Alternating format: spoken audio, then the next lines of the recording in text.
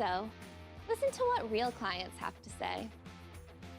We have been absolutely blown away. And even our executives today during breakfast were like, where did you find these guys? These guys are outstanding. And so I think that really shows a testament to us. The open communication and relationship that we have with Stagedge will be a lifetime.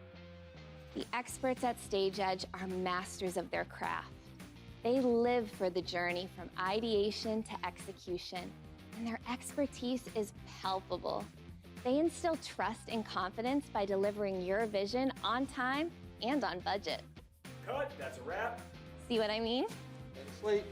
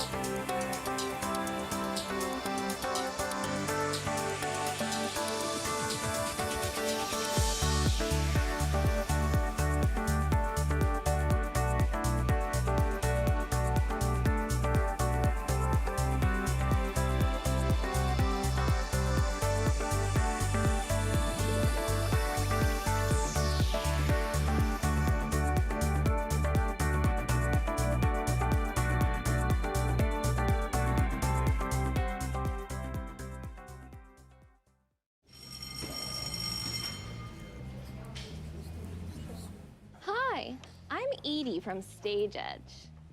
I want to tell you a few things about Stagedge and show you why we're the #1 solution for all your production needs. Stagedge thrives on breaking boundaries, pushing limits, and captivating audiences around the world. We're a team of solutions-oriented creative thinkers that thrive on solving problems to bring virtual, hybrid, and live events to life.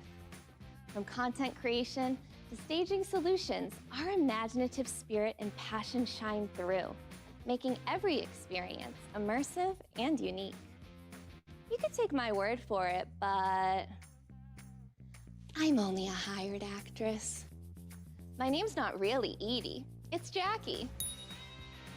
But one thing I can say for real is that the team at Stagedge is incredible. I mean, look at the amazing production we're doing right now. Am I right? And I'm far from the only person who thinks so. Listen to what real clients have to say. We have been absolutely blown away. And even our executives today during breakfast were like, where did you find these guys? These guys are outstanding. And so I think that really shows a testament to us. The open communication and relationship that we have with Stagedge will be a lifetime. The experts at Stagedge are masters of their craft. They live for the journey from ideation to execution, and their expertise is palpable. They instill trust and confidence by delivering your vision on time and on budget. Cut, that's a wrap. See what I mean? Blank slate.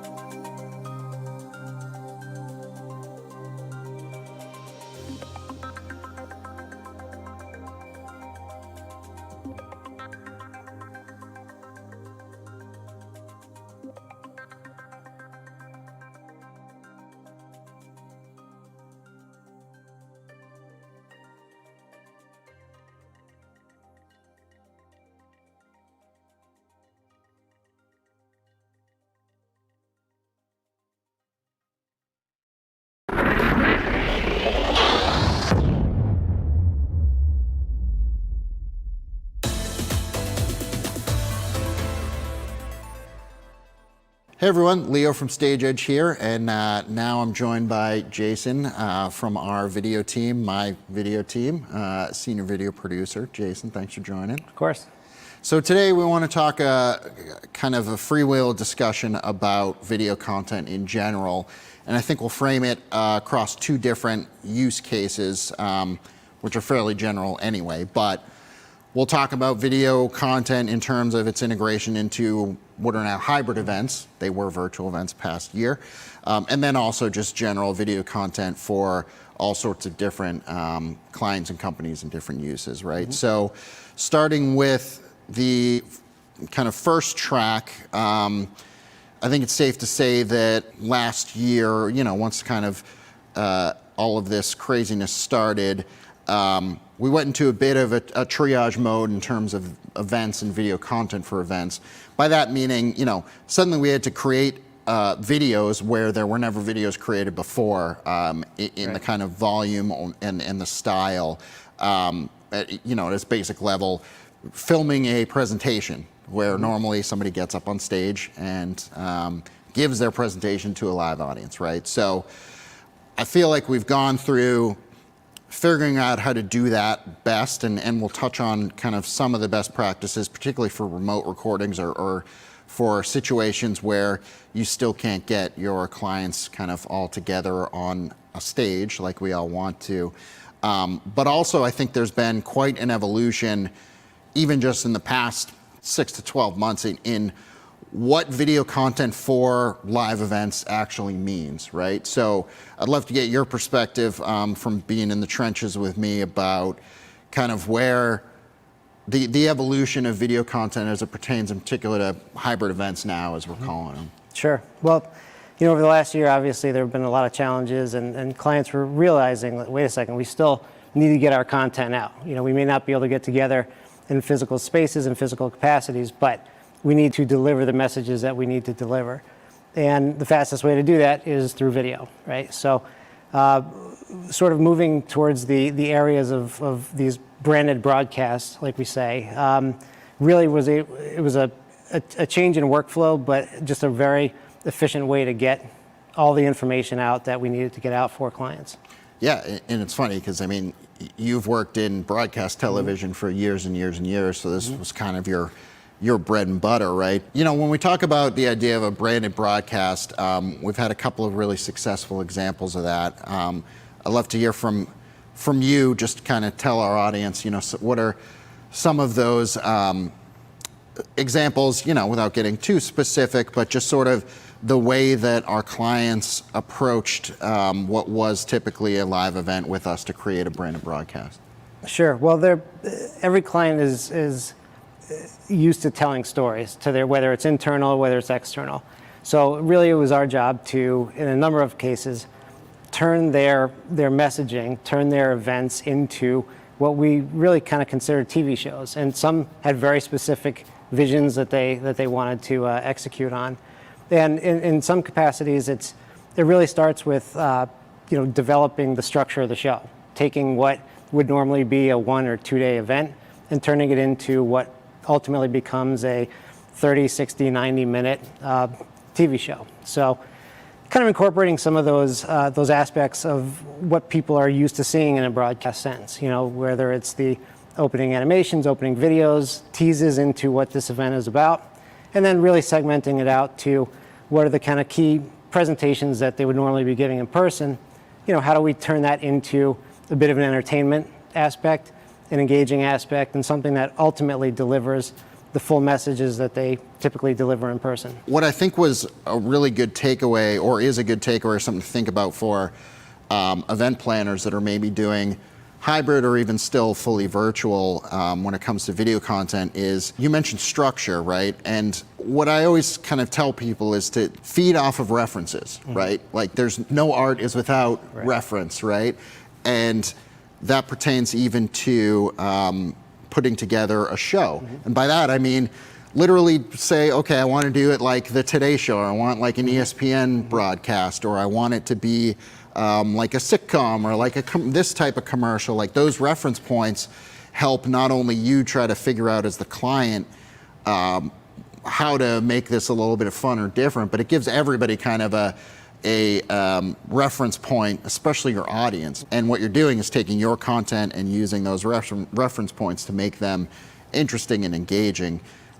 Taking a step past just, oh, here's our company update with a PowerPoint, right? Right, and it's also an opportunity to integrate a lot of broadcast technologies, and like you're referencing, bringing in feeds of things, and we can structure things, and we have structured things where people are in remote situations, they're international locations and things, and we bring them in and we have a host that throws to a reporter just like you'd see in any broadcast. What are some of the kind of best practices, or what are our recommendations for the situations where you might have one member of your C-suite who's 3,000 miles away and doesn't have the time or can't travel, of getting him to be a part of your branded broadcast? Right. Well, some of the most successful remote integrations that we've seen certainly over the last year, and we'll likely see moving forward, are when people go to more professional settings to do their recordings, whether it's even in their office or a local studio. Getting out of that sort of living room comfort zone that everybody's sort of been in over the last year is really kind of the first step in just differentiating what people have been used to, and kind of getting used to that Zoom type of feed to really what people come to expect, whether it's internal or external for a client, of that sort of professional setting. Yeah, it's a great point. I mean, we, from the beginning, were using the latest and greatest tools for people to record at home, using their cell phones, up-leveling cameras, sending out camera kits. But once we started being able to get people even just to their offices and still using remote technology, made such a huge difference, and especially now where it's, you might have an empty office nearby or a nice space to just kind of go reset your brain, not be focused on your next meeting or what your kids are doing in the other room, as we both know with little guys. That has just made such a huge difference, and I think it contributes to the overall success of the show too, and the consistency that we always talk about. So we've had a few shows where we've recorded presentations, and they've all been at different offices. So London, Boston, California, and there's still that consistency because you're still in a company's office where they have locations. So a ton of great opportunities in hybrid events in the live event world to create a lot of engaging content. And now I kind of want to shift to the other side of what we do on a daily basis, which frankly is video content that's not necessarily tied to an event. Now, I think there's an overlap here that we need to consider. So we're talking about how, you know, our hybrid events are becoming more and more like branded broadcasts. So that presents an opportunity for our clients to create content that can and should be used in a whole myriad of other ways, right?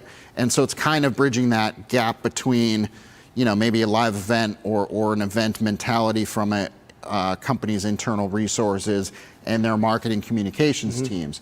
So what we found to be most successful is when we can create content for maybe a hybrid or a virtual event that everybody knows and thinks ahead of time can be used elsewhere. So can you talk about a couple examples of types of videos that we've created for that use? Yeah, well, you know, it's always a goal to create content for purpose and multi-purpose, right? And certainly spanning the different platforms. So a lot of the content that we've created for events really can be repurposed in terms of social campaigns, things that can kind of create that drip that kind of keeps the conversation going from event to event. All right, so we kind of been covering, you know, the two different tracks with a lot of overlap between video content as it pertains to a specific live or hybrid event, and then just generally branded content, which, by the way, you should be using in your event. Let's talk a bit about kind of our approach in general to video content and video storytelling, right? And I say that, and I know your answer is going to be it all starts with storytelling, right? So tell me about how we approach a video project. Well, you know, everything has a story, whether it's a company, a person, a product, the service. Really, a story can be told about anything, and it's imperative that we learn about every client in every capacity, that will give us enough information, and we do enough research to determine what audience they have to engage, what the best ways to engage that audience would be, and ultimately what that final deliverable will be and how it's going to be used over time. Yeah, and you know, that starts with the discovery process, and I would just, you know, say to our clients, if your vendor that you're looking to for video isn't asking you what's the story you want to tell, how are we going to tell it, and then ultimately where's it going to end up? And who's your audience and how are you going to distribute it? Then you might want to rethink who you're talking to about video content, because all of that is critical. It's more than just, you know, hey, point a camera at this and give me a great video, right? We like to engage really early on with our clients to establish what their goals are and learn a bit more about their brand, because if we're going to create a piece of video content, we want to make sure it's what's best for their needs and not what we think is coolest without having any reference point. That process is really critical, and I think that it's something that everybody should be prepared for and really understand on the client end what it is you want to accomplish with any piece of video content, because that will help when you engage with the right production partner, help them execute and give you exactly what you want. You're not pulling your hair out in the editing process trying to put together a piece of content that, you know, that wasn't really planned for. Let me touch on a couple kind of trends or things to consider over the next 12 months. I think in particular with live and hybrid events, because the video marketing side of it is going to remain as it always has been. Like, create great content, make sure it's nice and short, have a good distribution strategy, etc. But for live and hybrid events, I think a couple of things to really drill down and focus on for anybody who's planning a hybrid event is quality of capture, right? More and more, you know, the idea of just everybody recording themselves at home in their living rooms, we got to get out of that. And audiences are expecting much higher quality in capture, which you can do remotely, as we've talked about. We can, you know, capture with broadcast cameras basically from anywhere using remote recording technology. And then also incorporating new and exciting features. So we work quite a bit with a couple of companies that create some really high-end virtual environments, right? Green screen technology, you know, motion tracking, VR, AR, all of that sort of stuff. And there are opportunities now when integrating these technologies to really help supplement stories and take these physical environments and augment them with these elements that come in and help really engage audiences in ways that they're used to seeing in a broadcast level, but now it's in an event space.